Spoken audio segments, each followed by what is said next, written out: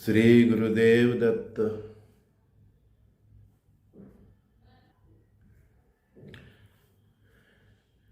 ઘણા મિત્રો સખાઓનો મેસેજ આવે કે સર અમને તો એસ્ટ્રોલોજી પછી હવે વિશ્વાસ જ ઉઠી ગયો છે. એમનો વાંક નથી, એમનો વિશ્વાસ ઉઠી ગયો છે એનું કારણ કે જે રેમેડી બેઝ આજકાલ એસ્ટ્રોલોજી ચાલે છે ને એના કારણે વિશ્વાસ ઉઠી ગયો છે. કુંભ રાશિ આ પ્રોબ્લેમ છે, આમ કરો. ફલાણી રાશિ આ પ્રોબ્લેમ છે, આમ કરો. અથવા તો ના પૈસા નથી, આ કરો. આ દુઃખ છે, આ કરો. આ રોગ છે, આ કરો.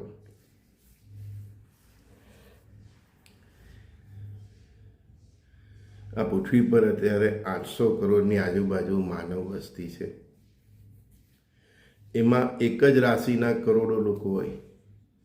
બધામાંથી એક જ ઈલાજ હોય નહીં. જ્યોતિષ શાસ્ત્ર શું છે? ઘણા મને પૂછ્યું, સાહેબ તમે જ્યોતિષ છો? મેં કહ્યું ના, હું જ્યોતિષ નથી. આઈ એમ નોટ એસ્ટ્રોલોજર.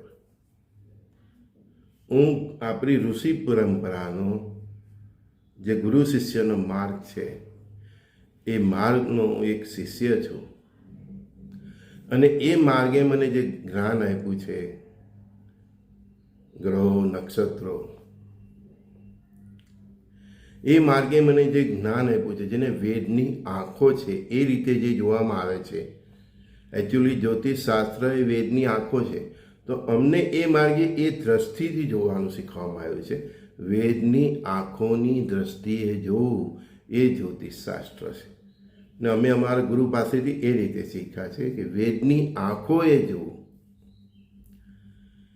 વેદની આંખોએ જોવું એટલે એમાં શું છે કે કોઈ પણ વ્યક્તિનો જન્મ થાય છે, એના જન્મ સમય, સ્થળ, બાળક ગર્ભમાં હોય છે ત્યારથી જ એને એક સોફ્ટવેર આપી દેવામાં આવે છે. ફાઇનલ સોફ્ટવેર તો આપણે જન્મ થાય એટલે કે જન્મ કુંડલી, તે વખતે ડૉક્ટર કે જે સમય આપે તે પ્રમાણે આપણે કુંડલી બનાવીએ છીએ. તો વેદની આંખો એટલે કે જ્યોતિષ શાસ્ત્ર એ તમને તમારા પૂર્વજન્મના કર્મો અને એને કારણે તમારું વર્તમાન અને ભવિષ્યનું જીવન સમજો. તમે વેદની આંખો એટલે કે જ્યોતિષ શાસ્ત્ર તમને તમારા પૂર્વજન્મના કર્મ, એના કારણે તમારું વર્તમાન જીવન અને તમારું ભવિષ્યનું જીવન એનું દર્પણ તમને કરાવે છે. એટલે કોઈ જ્ઞાની પાસે જાઓ તો તમારું ભૂતકાળના કર્મો, એને કારણે તમારું વર્તમાનનું જે સુખ દુઃખ અને એના પછીનું તમારું ભવિષ્ય, તમારા અંતિમ શ્વાસ સુધીનું એનું દર્પણ કરાવે એ જ્યોતિષ શાસ્ત્ર છે. અમે એનાથી ઉપર ગુરુ પરંપરાથી જે અમે શીખ્યા છે, અમે એ જ્યોતિષોથી ઉપર અમે શું કરીએ છીએ કે અમે અમારી પાસે કોઈ પણ વ્યક્તિ આવે, એના પૂર્વજન્મના કર્મ, એના કારણે તેના વર્તમાનના સુખ અને દુઃખ અને તેનું ભવિષ્ય જોઈને અમે એને કોઈને કોઈ ભક્તિના માર્ગે ચડાવીએ છીએ. અમે રેમેડી નથી આપતા. અમારી પાસે આવે તો અમને એમ લાગે કે આ વ્યક્તિને શિવની ઉપાસના કરાવવા જેવી છે, આ વ્યક્તિના જીવનમાં કોઈ ગુરુની જરૂર છે. એટલે જે કંઈ અમને અંદરથી પ્રેરણા થાય એ પ્રમાણે અમે એને પ્રકૃતિ અને પરમાત્મા સાથે જોડીએ છીએ. એટલે જે કંઈ પણ એના દોષ છે તે થોડા શાંત થાય. અમે એને ફરીથી પરમાત્મા અને પ્રકૃતિ સાથે જોડીએ છીએ. એને જે સોફ્ટવેર આપેલું છે, એના જે જન્માક્ષર છે, જન્મના ગ્રહો છે, એ પ્રમાણે એમાં જે કંઈ અમને માઇનસ દેખાય એ પ્રમાણે અમે એને પ્રકૃતિ અને પરમાત્મા સાથે જોડીએ છીએ. એટલે એનો સૂરીનો ઘા સોય થઈ જાય. બાકી કોઈ વ્યક્તિ એવું કહે તમને કે તમારું એ ભાગ્ય બદલી કાઢશે, તમને ફકીરમાંથી અમીર બનાવી દેશે, આ બધું વિધાતા છે અને નિયતિના જે નિયમો છે એ બધું ફિક્સ છે. પણ ગુરુ તત્વ સાથે જોડાવાથી, અમે ગુરુ તત્વના એક શાખા છે, તો એ ગુરુ તત્વ સાથે જોડાવાથી અને એ માર્ગે ચાલવાથી, શુદ્ધ અને સાત્વિક જીવન જીવવાથી ને અમારા જેવા વ્યક્તિ કે અમારા ગુરુએ બતાવેલા માર્ગો પર ચાલવાથી તમને એક ફાયદો અવશ્ય થાય છે કે તમારા જીવનમાં જે કંઈ પણ ઝંઝાવાત છે, જે કંઈ પ્રકારનું આદિવ્યાધિ ઉપાધિ છે, એમાં એક તો કેવી રીતે જીવવું તે આવડી જાય છે. અને મહદઅંશે અમે એ રીતે માર્ગ બતાવીએ છીએ કે એનો સૂડીનો ઘા સોયથી જાય છે, અને તે પણ ત્યારે જ જાય છે જ્યારે અમારા જે વ્યક્તિ કે અમારા ગુરુએ બતાવેલા માર્ગે શ્રદ્ધાથી જ્યારે ચાલે છે. બાકી તમે કોઈ ગુરુના ચરણ પકડી લો સિદ્ધ સંતોના, અને તમે એમ જો તથાસ્તુ કહી દે તમારું બધું દુઃખ નીકળી જાય, એવું નહીં. કર્મના સિદ્ધાંત અને એના ફળ આગે નિયતિ અને વિધાતાએ જે નક્કી કરેલું છે એ કોઈ પણ સમર્થ ગુરુ હોય એ તમને ભોગવવા દેશે, અને એ સૂડીનો ઘા સોયથી જાય એ રીતે તમને એ સાત્વિક ધર્મના માર્ગે લઈ જશે એમ. અને તમારા દરેક દુઃખના પ્રસંગમાં એ ગુરુ સમર્થ હોય તો એ પ્રત્યક્ષ કે અપ્રત્યક્ષ રૂપે એની ચેતના રૂપે તમારી સાથે હાજર હજુર રહેશે.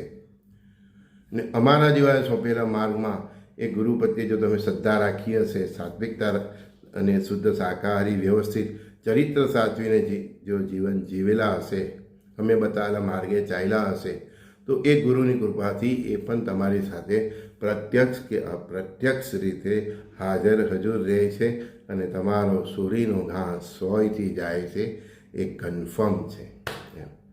બાકી કોઈ જ્યોતિષ તમને એમ કહે કે તમારું ભાગ્ય બદલી કાઢે, તમને ગરીબીમાંથી ફક્ત અમીર બનાવી દેશે, ભાઈ કર્મના સિદ્ધાંત એટલા ખતરનાક છે, એમાં કોઈ સમા નથી.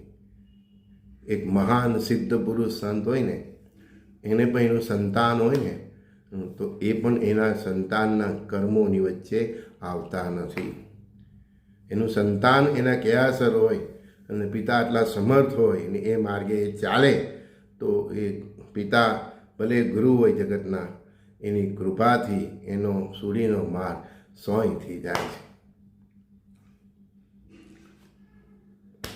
એક ઉદાહરણ આપીએ ફરીથી. ગઈકાલે પણ મેં ભગવાન કૃષ્ણની વાત કરી.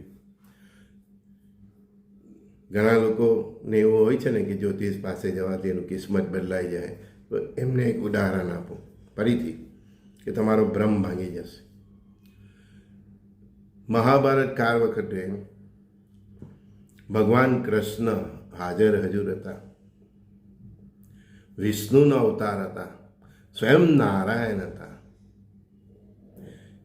એ ધારતે એ નિયતિ એ જે નક્કી કરેલું હતું તે પ્રમાણે, એ નિયતિનો એક પાર્ટ ઓફ ભગવાન પણ હોય જ છે, પણ એ નિયતિએ જે નક્કી કરેલું છે તે બધું જાણતા હોવા છતાં એ ધારતે તો દુર્યોધનનું માથું સુદર્શન ચક્રથી ઉડાવી દઈને મહાભારતને ત્યાં જ અટકાવી દેતી. એ ધાતે તો ભીષ્મ પિતામહને પણ ઉડાવી દેતી. એ ધાતે તો સમગ્ર દુર્યોધનના જે સપોર્ટર છે બધાને એનું એક સુદર્શન ચક્ર જ કાફી હતું. પણ નહીં, એ શાંતિ દૂત બનીને કૌરવોની સભામાં જાય છે, અને દુર્યોધન, ધૃતરાષ્ટ્ર અને બધા ત્યાં બેસેલા સમર્થ વ્યક્તિઓ, મહાબલીઓ, મહાપુરુષો, ઇવન ત્યાં બધા સંતો પણ હોય છે, ઋષિઓ પણ હોય છે, આચાર્ય હોય છે, એ બધાને સમજાવવાનો પ્રયત્ન કરે છે કે આનું પરિણામ ભયંકર આવી શકે છે. દુર્યોધનની જીતથી એ સમજતા હતા કે દુર્યોધન ખુદ તો મરશે, એના સમગ્ર ભાઈઓને પણ મારશે. ભગવાનની લીલા હતી, પણ તે છતાં પણ ભગવાન એની પાસે પાસો ફેંકે છે કે ખાલી 5 ગામ આપી દે. એ 5 ગામ આપી દે એટલે છેલ્લે સુધી ખુદ વિધાતા, ખુદ આપણા બધાના ભાગ્યના કરતા હરતા હોવા છતાં પણ એ દુર્યોધનને 1 તક આપે છે. પણ એ નિયતિને ફેરવી માટે દુર્યોધનનો વિનાશ નથી કરી દેતા. એનું એ ધાતે તો દુર્યોધનનું પણ માથું ઉડાવી દેते અને મહાભારત ત્યાં સ્ટોપ થઈ જતે. નહીં, નિયતિના જે વિધાન છે એની વચ્ચે ખુદ પરમાત્મા પણ નથી આવતા. એ આપણે મહાભારત વખતે પ્રત્યક્ષ આપણે જોયું છે. એનું પ્રત્યક્ષ ઉદાહરણ છે. એ નિયતિને એની રીતે ચાલવા જ દે છે, જે લખાઈ ગયેલું છે એ ચાલવા જ દે છે, એની વચ્ચે નથી આવતા. પણ ડાયરેક્ટ નહીં, પણ ઇનડાયરેક્ટલી એને એ ઘટનાને સૂડીનો ઘા સોયથી પતે એ રીતે એને ટર્ન કરવા માટેનો ભરપૂર પ્રયત્ન પરમાત્મા કરે છે. પણ થાય છે એ જે વિધાતાના વિધાન છે, જે નિયતિએ લખેલું હોય છે. તો પરમાત્મા ખુદ જ્યારે તમારું ભાગ્ય નથી બદલી શકતા, એ એટલી કોશિશ કરે છે કે તમારો સૂરીનો ઘા સોયથી જાય. તમારો ગુરુ પણ એ જ પ્રયત્ન કરે છે તમારો સૂરીનો ઘા સોયથી જાય. તો કયા જ્યોતિષમાં તાકાત છે કે તમારું ભાગ્ય બદલી શકે? પરમાત્મા ખુદ જેને બ્રહ્માંડની રચના કરી છે, તે તમારા ગુરુ જે સમર્થ છે, ત્રિકાળ જ્ઞાની છે, અવધૂત છે, સાક્ષાત શિવનો અવતાર છે, તે પણ તમારું જો ભાગ્ય બદલી ન શકતા હોય અને કેવળ તમારા ભાગ્યને ડાયવર્ટ કરવાની કોશિશ કરતા હોય, સૂરીનો ઘા સોયથી કાઢવાની કોશિશ કરતા હોય, તો કયા વિદ્વાન જ્યોતિષ છાતી તો પીને કે હું તારું ભાગ્ય બદલી કર? તમે તમારી સંસ્કૃતિને સમજો ને પછી આવા જ્યોતિષોના દાવા પર વિશ્વાસ કરો. તમારી સામે જ છે મહાભારત, તમારી સામે જ છે રામાયણ. દશરથના નસીબમાં હતું પુત્રનો વિરહ. પરમાત્મા ખુદ એના પુત્ર તરીકે હતા, પણ એનો વિરહ દૂર ન કરી શક્યો. રામ રામ કરતા પ્રાણ છોડી દીધા. કેમ? એ દુઃખ એ દૂર નહીં કરી શકતા હતા. પોતાના પિતા હતા, પોતાની માથાનું દુઃખ એ દુઃખ નહીં કરી શક્યા, પોતાના પુત્રોનું દુઃખ ન દૂરી શક્યો, પોતાની પત્નીનું દુઃખ ન દૂર કરી શક્યા, પોતાના ભાઈઓનું દુઃખ એમને દૂર કરવાનો પ્રયત્ન નથી કર્યો. પણ નિયતિના જે નક્કી કરેલું છે, વિધાતાના જે લેખ છે, એ સ્વયં અવતાર લઈને વિષ્ણુ ભગવાન રામ તરીકે હોય કે શ્રી કૃષ્ણ તરીકે હોય, કોઈનું ક્યારેય ભાગ્ય બદલવાનો પ્રયત્ન નથી કર્યો. એને ડાયવર્ટ કરવાનો કોશિશ કરે છે. એ સૂરીનો ઘા સોયથી જાય એવો પ્રયત્ન કરે છે. ને અમારી પાસે, અમે જે ગુરુઓ પાસેથી આજે શીખ્યા છે, તો અમારી પાસે પણ જે કોઈ પણ આવે છે, અમે આ જ પ્રયત્ન કરીએ છીએ. એના ભાગ્યને, એના દુર્ભાગ્યને ડાયવર્ટ કરવાની કોશિશ કરીએ છીએ. એનો સૂરીનો ઘા સોયથી જાય એવી કોશિશ કરીએ છીએ. અને એવો સદમાર્ગ બતાવીએ છીએ, એવો ધાર્મિક ભક્તિનો માર્ગ બતાવીએ છીએ કે એનો આત્મા પરમાનંદમાં લીન થઈ જાય છે. એ સુખ દુઃખથી પર થઈ જાય છે. દુઃખનું કારણ સમજતો થઈ જાય છે, સુખનું કારણ સમજતો થઈ જાય છે, અને એ વ્યક્તિ સુખ દુઃખથી પર થઈ જાય છે. એ જ માટે તો અમે લોકો તમારી સમક્ષ નિત્ય આવીએ છીએ. અમારે કોઈ બાબા નથી બનવાનું, અમારે કોઈ યુટ્યુબના પ્રસિદ્ધ પુરુષ નથી બનવાનું. અમે જાણીએ જ છીએ કાળક્રમે આ યુટ્યુબ, આ ઇન્ટરનેટ બધું જ બંધ થઈ જવાનું છે. તમે મને શોધશો તો પણ નહીં મળશો.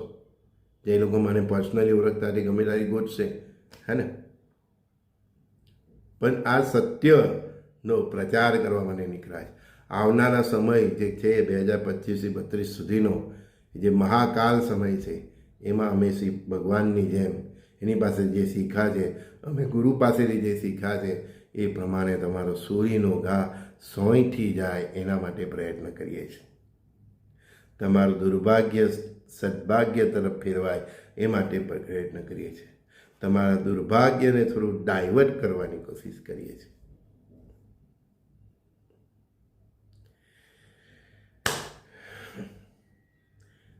ગુરુ પરંપરાને આપણી સંસ્કૃતિ, આચાર્ય અને સિદ્ધ પુરુષો, એમના શબ્દોનું બહુ તાકાત હોય છે. એટલે જ કહી ગયા છે ગુરુનો શબ્દ પણ ગુરુ મંત્ર સમાન છે.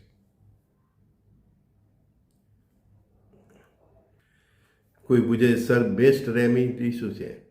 બેસ્ટ રેમેડી અમે એક જ વસ્તુ શીખવીએ છીએ.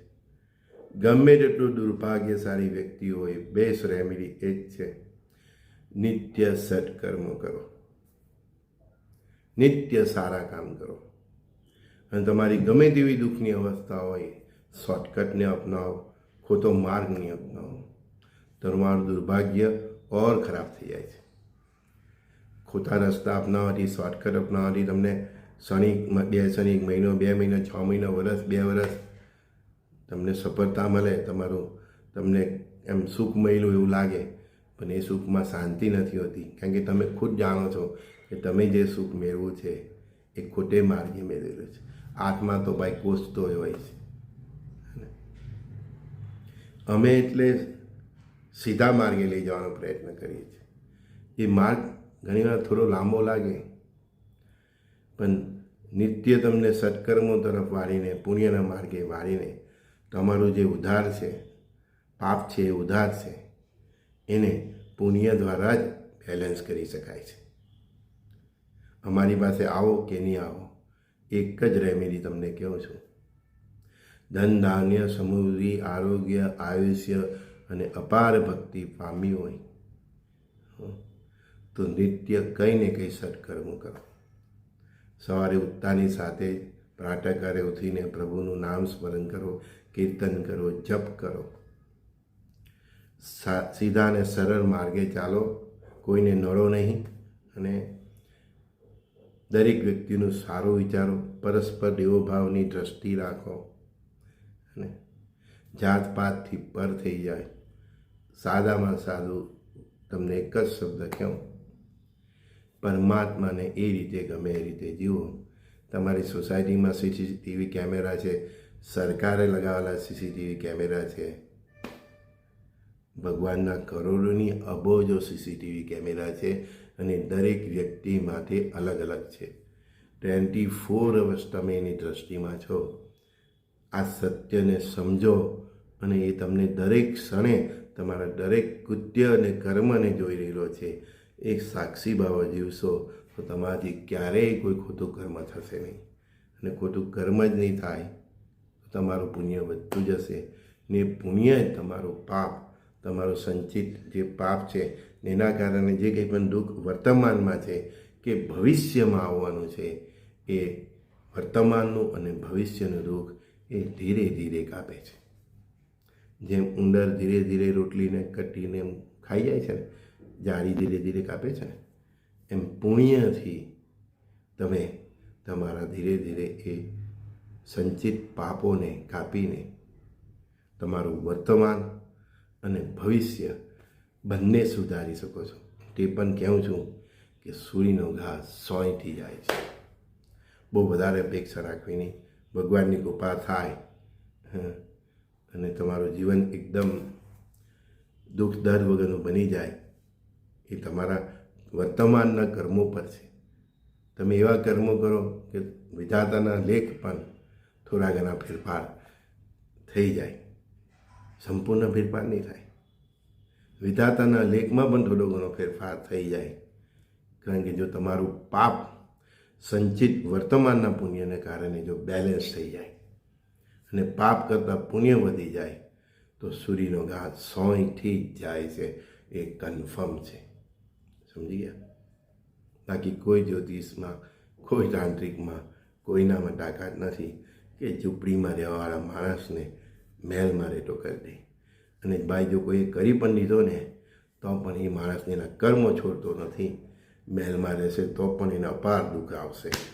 એને એમ થાય કે એના કરતાં હું ઝૂંપડીમાં હતો.